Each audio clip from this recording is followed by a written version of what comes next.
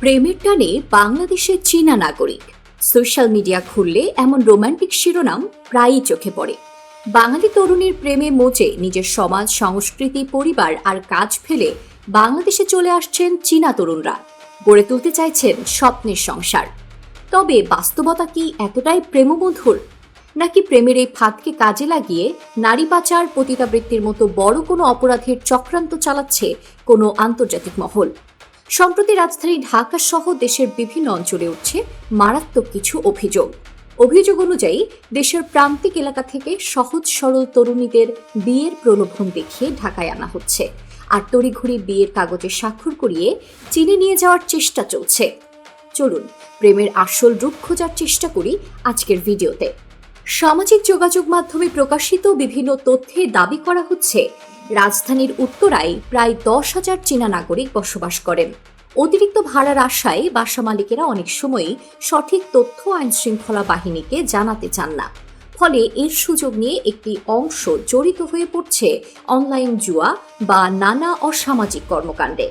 এরকম দেশের বিভিন্ন প্রান্তে, বিশেষ করে প্রত্যন্ত এলাকাগুলোতে বিদেশি নাগরিকদের নানা রকম সন্দেহজনক কর্মকাণ্ডের খবর পাওয়া যাচ্ছে। এক পরিসংখ্যানে দেখা গেছে 2020 থেকে 2025 সালের মধ্যে 4,226 জন বাংলাদেশি নারী চীনে ফ্যামিলি ভিসায় গিয়েছেন। বেসরকারি কিছু মানবাধিকার সংস্থার রিপোর্ট অনুযায়ী এর মধ্যে 500-র বেশি পাহাড়ি নারী পাচারের শিকার হয়েছেন। কিন্তু প্রশ্ন হচ্ছে, এসব চীনা নাগরিক কি করে বাংলাদেশের প্রত্যন্ত অঞ্চলের একজন তরুণীর সন্ধান পাচ্ছে? সাম্প্রতিক অভিযোগগুলোতে উঠে এসেছে এসব চক্রের সঙ্গে যুক্ত আছে এক শ্রেণীর স্থানীয় দালাল ও ভুয়া নথি প্রস্তুতকারী। মূলত ডেটিং অ্যাপের মাধ্যমে পরিচয় হলেও আড়ালে চলতে থাকছে এক পরিকল্পিত চক্রান্ত। আদালতের নথি ও তদন্ত সূত্রে উঠে এসেছে এক রোমহর্ষক ঘটনা। আইনি সুরক্ষার স্বার্থে ভুক্তভোগীর নাম আমরা ধরে নিচ্ছি টুম্পা। মামলার অভিযোগ অনুযায়ী 19 বছর বয়সী টুম্পাকে প্রথমে ঢাকায় আনা হয় গৃহকর্মীর কাজ দেওয়ার কথা বলে।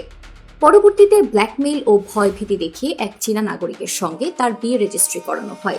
চীনে নিয়ে যাওয়ার পর তাকে চরম শারীরিক ও যৌন নির্যাতনের মুখোমুখি হতে হয়েছে বলে অভিযোগ করেন তিনি। অবশেষে হাসপাতালে যাওয়ার কথা বলে ওই বন্দিশালা থেকে পালিয়ে আসেন টুম্পা। পরবর্তীতে পুলিশের সহায়তায় দেশীয় সংস্থা জাস্টিস অ্যান্ড কেয়ার বাংলাদেশের মাধ্যমে দেশে ফিরে আসেন। এই ঘটনায় ভুক্তভোগীর পরিবার খুলনা মানব পাচার অপরাধ ট্রাইব্যুনালে 7 জনের বিরুদ্ধে অভিযোগ দায়ের করেছে, যা বর্তমানে আদালতে তদন্তাধীন। টুম্পার মতো এমন কত তরুণী যে প্রতিনিয়ত এই ভয়ঙ্কর ফাঁদে পড়ছে তার সঠিক হিসাব আমাদের জানা নাই।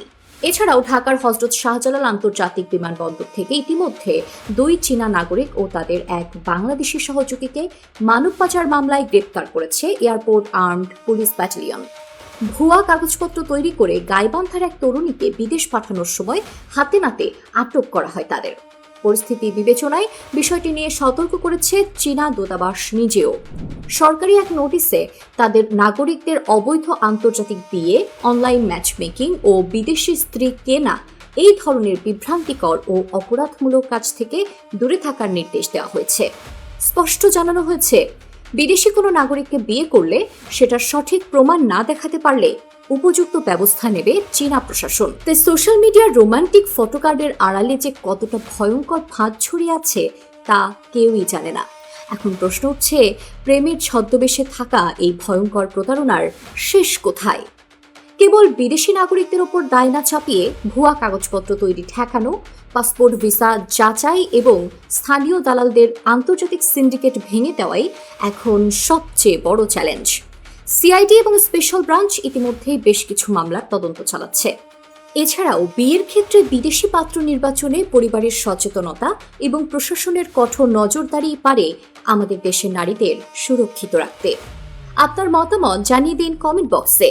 বঙ্গবাণী, বিশ্বজুড়ে বাংলার মুখ।